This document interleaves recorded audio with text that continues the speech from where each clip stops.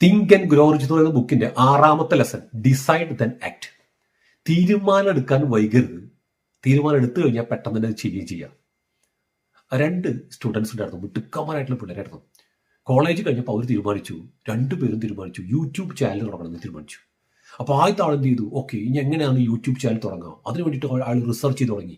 ആൾക്ക് കുറേ റിസർച്ച് ചെയ്തപ്പോൾ മനസ്സിലായി നല്ല ക്യാമറ വേണം, നല്ല മൈക്ക് വേണം, നല്ല ബാക്ക്ഗ്രൗണ്ട് വേണം, അല്ലെങ്കിൽ നല്ല സെറ്റിങ്സ് വേണം, കുറേ കാര്യങ്ങളാണ് പഠിച്ചു.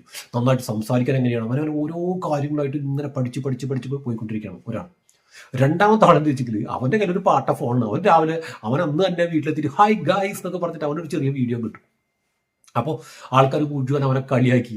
അപ്പോൾ അവൻ മനസ്സിലാക്കിയോ, കളിയാക്കൽ എന്ന് പറഞ്ഞാൽ ഇത്രയൊക്കെ തന്നെ ഉള്ളൂ അല്ലേ. അവൻ ആ ചമ്മലും മടി നാണം ഒക്കെ അങ്ങോട്ട് പോയി.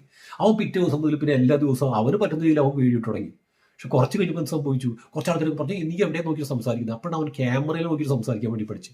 പിന്നെ കുറച്ച് കഴിഞ്ഞപ്പോൾ അവന് കുറച്ച് വരുമാനമൊക്കെ വന്നു തുടങ്ങി. അപ്പോൾ എന്ത് ചെയ്തു, അവൻ ഈ കൈ പിടിക്കുന്ന മാറ്റൊരു ട്രൈപ്പോഡൊക്കെ വെച്ചിട്ട് ട്രൈപ്പോഡിൽ സംസാരിക്കാൻ തുടങ്ങിയിട്ട് പിന്നെയും പൈസ വന്നു. അപ്പോൾ എന്ത് ചെയ്തു, അവൻ ആ മൊബൈൽ ഫോൺ മാറ്റിയിട്ട് കുറച്ചുകൂടി നല്ല ഫോണാക്കി മാറ്റിയിട്ട് പിന്നെ അങ്ങനെ അവൻ ഡെവലപ്പ് ചെയ്ത് തുടങ്ങി. എന്തിനു പറയുന്നത്, ഒരു 6 മാസം കഴിഞ്ഞപ്പോൾ ആദ്യത്തെ ആൾ ഇപ്പോഴും റിസർച്ച് ചെയ്തുകൊണ്ടിരിക്കുന്നു, ഇനി എന്തൊക്കെ വേണം, പെർഫെക്റ്റ് ആയിട്ട് ചെയ്യാൻ എന്തൊക്കെയാണ് വേണ്ടത്, ഇത് മുഴുവൻ പഠിച്ചുകൊണ്ടിരിക്കുക. ഈ 2ാമത്തെ ആളോ ഓൾറെഡി ഒരു നല്ല അടിപൊളി സ്റ്റുഡിയോ ഉണ്ടാക്കി അവൻ്റെ ഒരു ബ്രാൻഡും ഡെവലപ്പ് ചെയ്തു, അവൻ അത്രയധികം ഫാൻസും ആണെന്ന് പറയുന്നുണ്ടാവും.